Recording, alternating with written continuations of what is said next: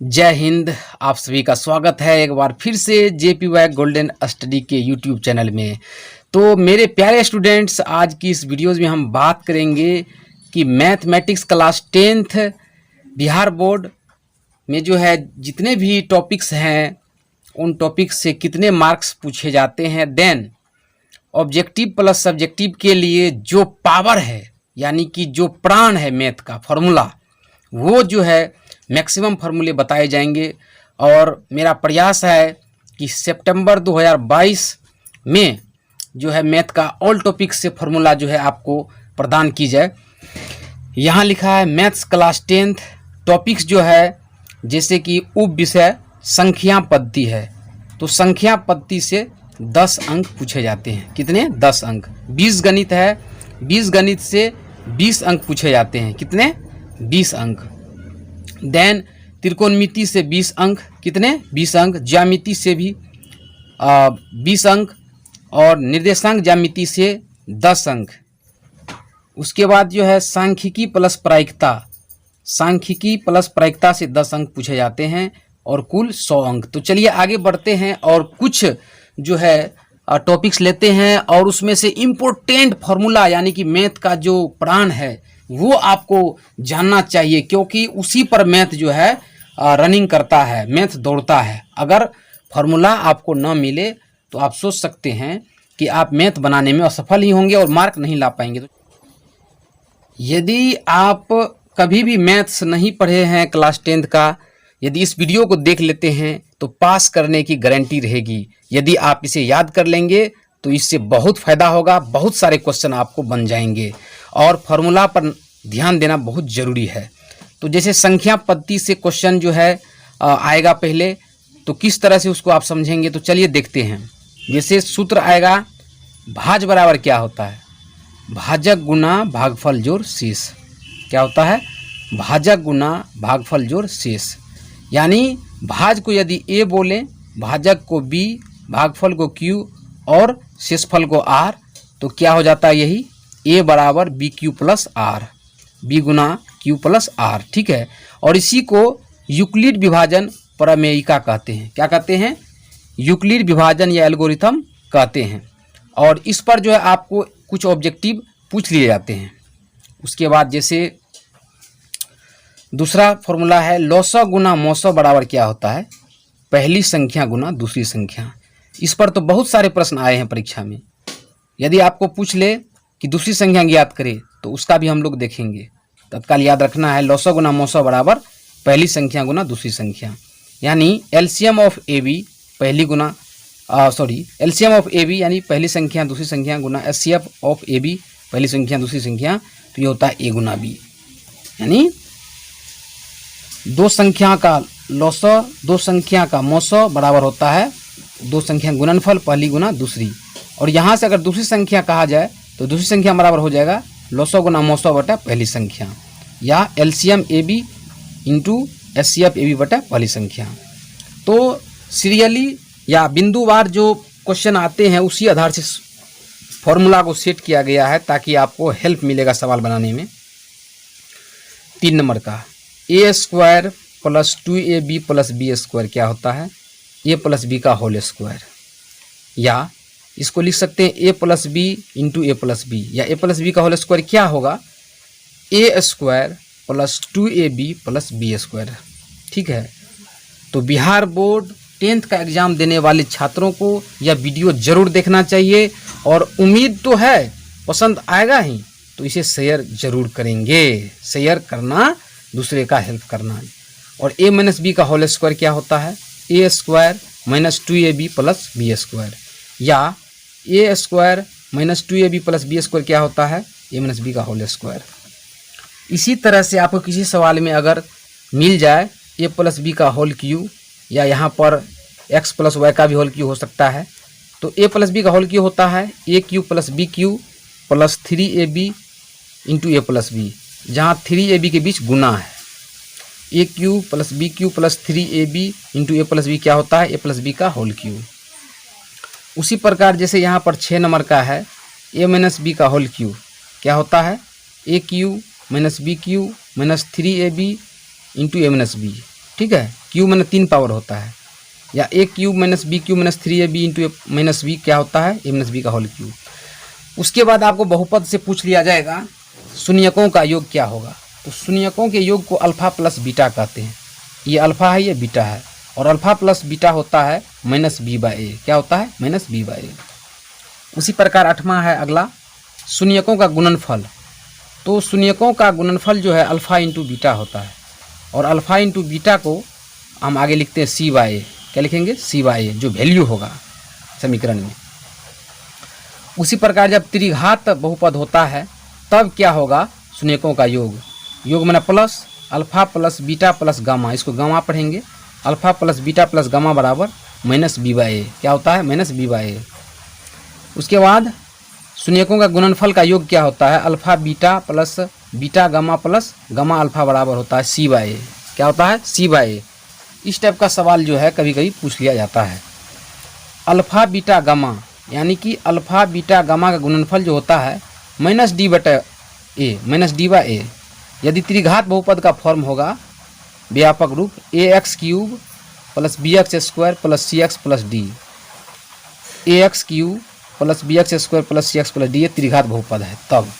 और उसी तरह आपको कोई जो है मान दिया रहेगा शून्यकों का योग गुणनफल और कहेगा द्विघात बहुपद, तो आप याद रखेंगे द्विघात बहुपद होता है।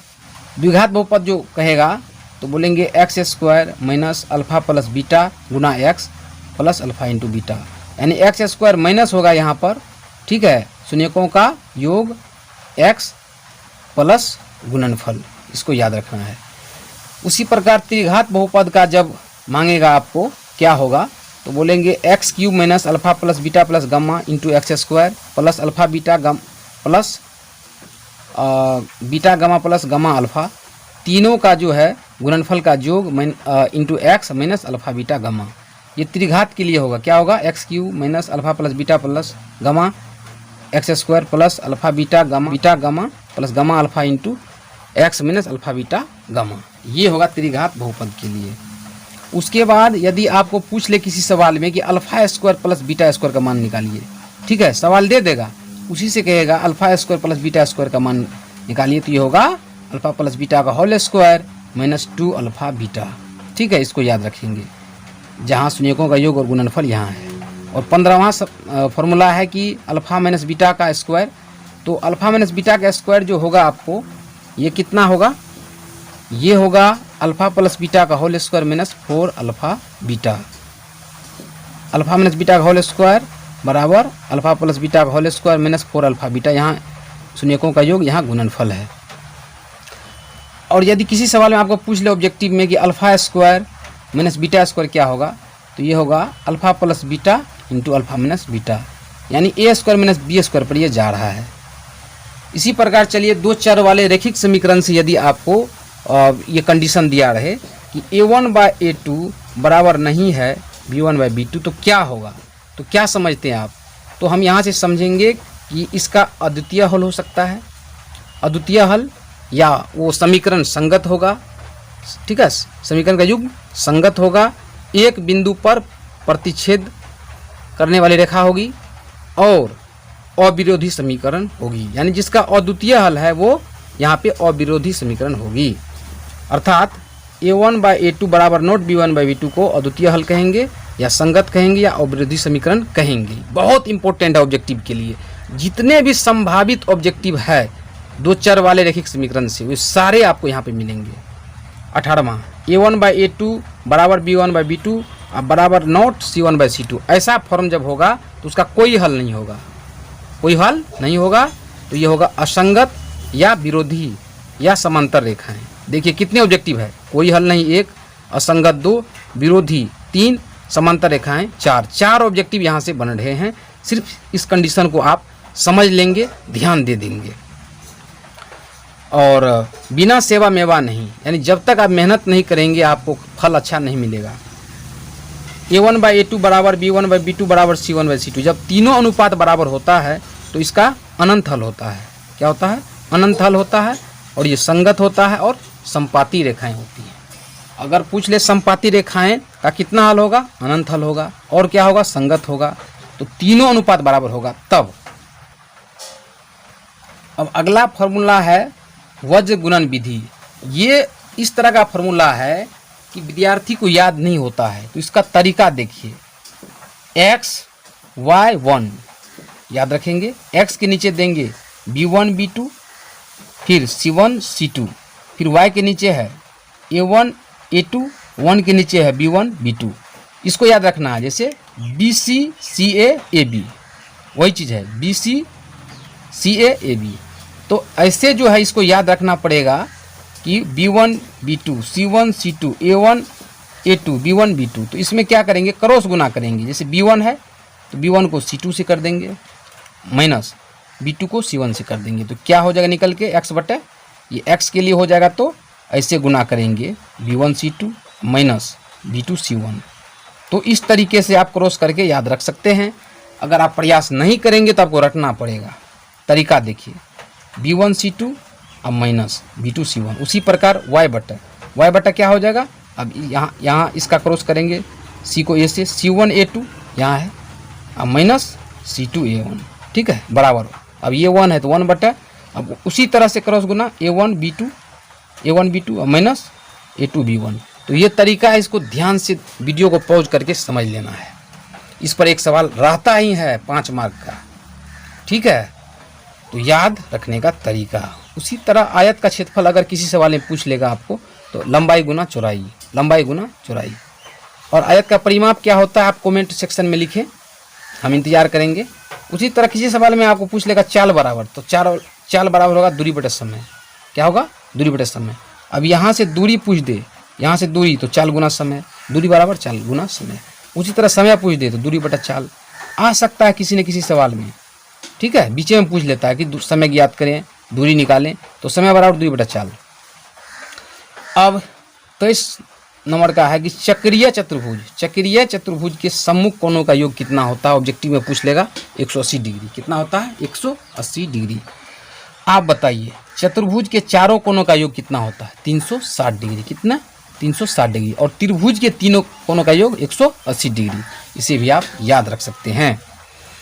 उसी तरह से द्विघात समीकरण का रूप अगर पूछ ले या व्यापक रूप पूछ ले, तो ये होगा ax square plus bx plus C, जहाँ a b c क्या है, वास्तविक संख्या है, ठीक है। ऊपर में 2 पावर देख रहे हैं, एक ठो द्विघात समीकरण। अब यहीं से पूछ लेगा विवेचक या विविक्तर या d निकालें, डिस्क्रिमिनांट। तो d बराबर सूत्र होता है b स्क्वायर माइनस 4ac। यही b है, यही a है, यही c है, b स्क्वायर माइनस 4ac। अब द्विघाती सूत्र का प्रयोग करने के लिए कहेगा, तो इसको हम लोग श्रीधराचार्य के नियम भी बोलते हैं। द्विघाती सूत्र होता है x बराबर, अगर x सवाल में होगा तो x बराबर होगा minus b plus minus root under d बटा 2a, जहाँ d बराबर b स्क्वायर माइनस 4ac। जहाँ यहाँ पर जो है 2 मान आता है, जैसे प्लस माइनस है तो यहाँ पर 2 मूल होगा। पहला मूल को बोलेंगे अल्फा, क्या बोलेंगे, अल्फा और इसी में से कॉमन कर लेते हैं, माइनस b, ये माइनस रूट d बटा 2a, ठीक है। अब प्लस बचा है। दूसरा है बीटा, इस बीटा बराबर minus b plus root d बटा 2a, ठीक है। तो ये माइनस प्लस का मतलब हुआ कि अल्फा और बीटा है। क्या है, अल्फा और बीटा है। चलिए नेक्स्ट फॉर्मूला पूछ ले आपको, या पॉइंट पूछ ले, वास्तविक और समान मूल के लिए क्या होता है नियम, d बराबर 0। यानी जो विवेचक है वो अगर 0 होगा तो मूल वास्तविक और समान होगा। वास्तविक और समान के लिए d बराबर 0। यदि d जो है छोटा हो जाए 0 से, d 0 से छोटा हो, जैसे माइनस में आ जाए, -1 -4 -6 कुछ भी, d का मान यदि 0 से छोटा हो तो मूल जो है वास्तविक नहीं होगा, मूल वास्तविक नहीं होगा। और यहीं से पूछ लो ऑब्जेक्टिव में, वास्तविक एवं भिन्न, वास्तविक ही हो, भिन्न भी हो, अलग अलग हो, मूल हेतु नियम क्या होगा, तो d बड़ा होगा, d ग्रेटर देन 0। जैसे 0 से बड़ा 1 2 4 9 कुछ भी, d का मान 0 से बड़ा होगा तो वास्तविक और भिन्न होगा, वास्तविक और भिन्न मूल होगा। ऑब्जेक्टिव में वेरी वेरी इंपॉर्टेंट है। और किसी सवाल में आपको पूछ लेगा इसी दौरान कि पाइथागोरस प्रमेय क्या होता है, कर्ण स्क्वायर बराबर, तो ये होगा लंब स्क्वायर जोड़ आधार स्क्वायर। क्या होगा, कर्ण स्क्वायर बराबर लंब स्क्वायर जोड़ आधार स्क्वायर। और ये जो होगा समकोण त्रिभुज में होगा, किस में होगा, समकोण त्रिभुज में। ऐसे एक कोण 90 डिग्री यहाँ बी पर है, ABC एक समकोण त्रिभुज है, बड़ी भुजा कर्ण है, और ये सीधी रेखा जो है ऊपर में ये लंब है, नीचे वाला आधार हो जाएगा। तो समकोण त्रिभुज से कर्ण स्क्वायर बराबर होता है लंब स्क्वायर जोड़ आधार स्क्वायर। इसको याद रखना है, आपको किसी न किसी सवाल में आ सकता है। इसके बाद एपी एक चैप्टर है मैथ का, यानी कि समांतर श्रेणी। वहाँ से nवें पद पूछ लेते। nवें पद बराबर होगा a plus n minus 1 Guna D. a plus n minus 1 Guna D, जहाँ a क्या है प्रथम पद होगा और d क्या है सर्वांतर होगा। a प्रथम पद, d कॉमन डिफरेंस।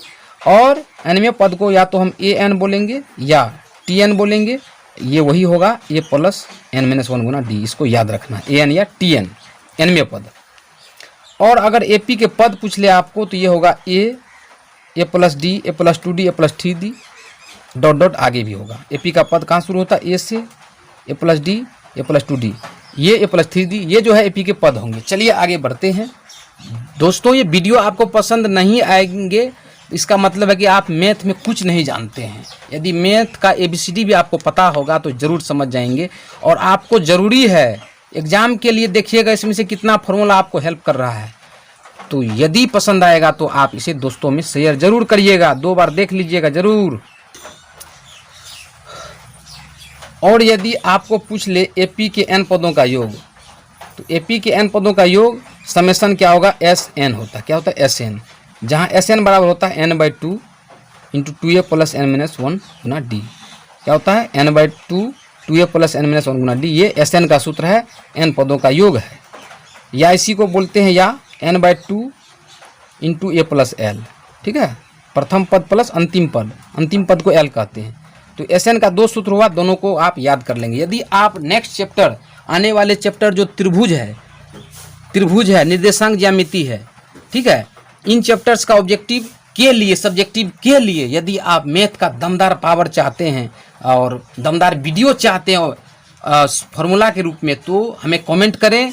हम इसलिए इतना करके बना रहे हैं क्योंकि ज़्यादा वीडियो लंबा हो जाता है तो MB भी ज़्यादा लगता है, और दूसरी बात है कि देखने का मन भी नहीं करता। इसलिए थोड़ा थोड़ा करके आपको सितंबर के अंतर्गत आपको पूरे मैथ का जो है ऑल फार्मूलेज आपको बता दिए जाएंगे। चैनल को सब्सक्राइब करेंगे और वीडियो को देख करके कमेंट अवश्य करेंगे। Thank you.